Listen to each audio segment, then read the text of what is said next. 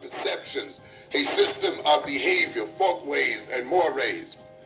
A system, an identity permits us to cooperate with other people. It permits us to understand what role we must play within a particular group. An identity permits us to know our own interests. An identity permits us to provide ourselves with an evaluative system, permits us to evaluate what is going on in the world. And identity provides us with a defense against possession. I've often said that we cannot be African and be slaves and subordinates of other people at the same time. We cannot be fully identified and at one with our African identity and be subordinate to another people. The European, of course, recognized this immediately. That is why when we talk about our slave history, we often talk about the destruction of African culture. We talk about the rewriting of black history as an attempt again of destroying the African culture and an African personality. We recognize that the destruction of that personality, the separating of us from our culture, the separating of us from our history, is a separation of us ultimately from our identity. It means a split and a schism is created in the personality. When a schism and a split is created in the personality, the individual is made exceedingly uncomfortable. It is the first rule of brainwashing. When you wish to brainwash a person, when you wish to transform their personality, you break them from their old personality. You break them from their old luring. You make them question and doubt their previous culture, their previous learning. When you get them to begin to doubt themselves, when you get them to reject their culture, when you get them to see their past life as negative, when you get them to feel ashamed of that past life, when you get them to feel guilty of that past life, and any good brainwasher knows this, and you check out the Moonies and any other brainwashing organization, you will see this process being put forth. Once you get that, the individual then is left in a tremendous state of confusion, in a tremendous state of ambivalence. That state is painful. It motivates the individual then to seek some kind of relief, to seek some way out. Then it becomes the function of the brainwasher to say, if you follow my way, if you accept my definition, if you do it the way I say do it, if you look at it the way I say look at it, if you value it the way I say value it, then you will feel better.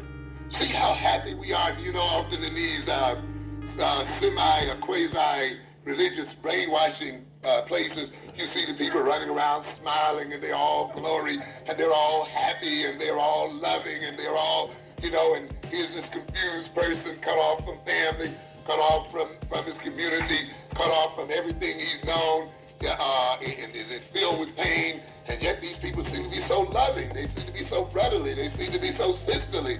Then let me get what they have. And of course, these people are here to say, see, if you thought the way we thought, if you look at things the way we look at it, you'll be happy. You'll be one. You'll be accepted. Then often the individual then accepts the values and the orientation of the brainwashing group and then becomes a part of that group.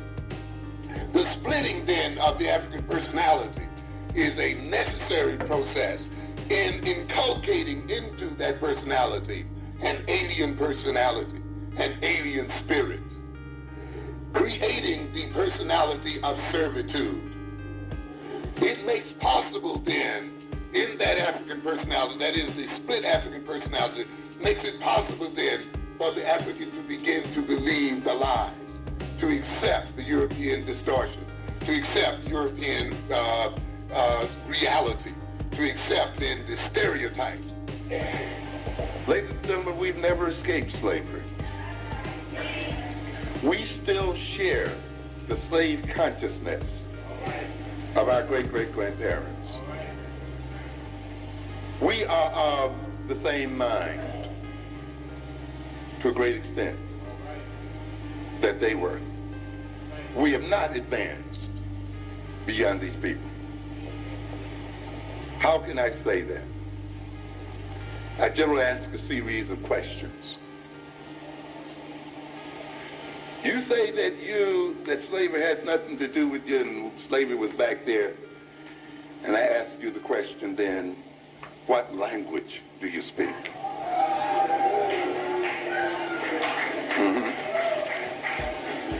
When did you learn that language? Was that the language African people were speaking when we were taken into slavery in America? In other words, the language we speak at this moment is what? A slave language. The language that our slave ancestors were forced to learn. And we still speak it, and you can still hear the pidgin, the Creole, and the other kinds of stuff in our language right at this moment that they had to go through. That language, with its words defined by history and by an experience, is the language we use today to guide our behavior. It's the language we use today to talk to ourselves. It's the language we use today to learn about ourselves and to learn about the world. It's the language today we use to try to understand ourselves. Is there no wonder then that we are still confused? So we have not escaped slavery because we are still using a slave language, and we speak the language of slaves. What kind of food do you eat? You say soul food? Was that the food of African people? Slave food. The food that we find most satisfying. The food that we find that sticks to our ribs. The food that we call down home. A food that we learn to eat in the quarters. And yet we dare say that we have escaped slavery. That we have nothing to do with those people back there. That was back there. When our whole very social life and social relationships, our very definition of ourselves as a people, our very attempt to commune with ourselves is mediated by the food of slaves. Understand what I'm trying to get at? And how can you say that you exist in a different consciousness from another people? What kind of uniforms are we wearing? Huh? What kind of clothes are we wearing? Were these the clothes of African people? Huh? This is what we got to look at. Yes. What is this to say then that we've escaped slavery?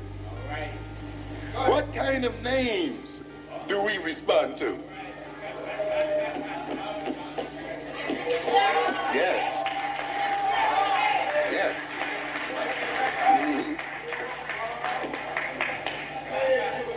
Tamikas and all these other things we got going out here. What kind of names do we identify with?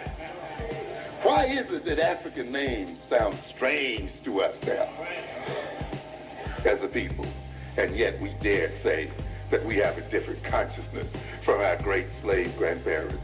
How can we say that? We are still of the same consciousness, and we are still in the same position because we are still servants of the white man. And our reason for being in America is to serve white folk and to generate wealth for them. And there has been no change at all in terms of our relationship to these people.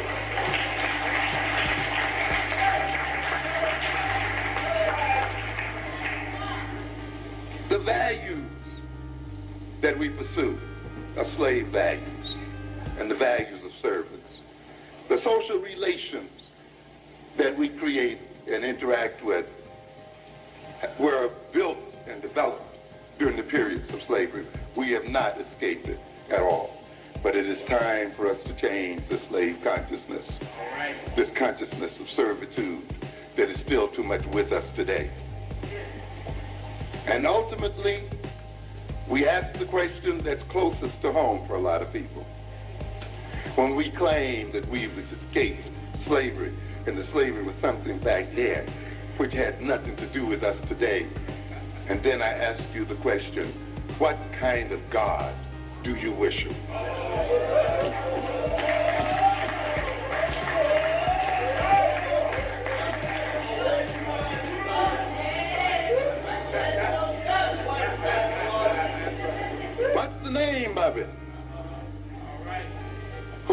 want you to praise him. Was this the God you were praying to before you were brought to these shores? Was this the religion you had before you were brought to these shores?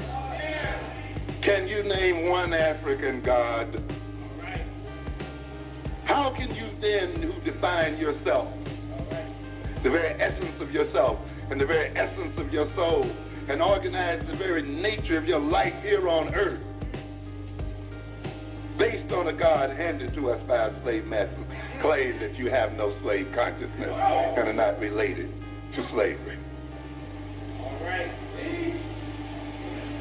In other words, then, ladies and gentlemen, we are not Africans. We are possessed by spirits and demons.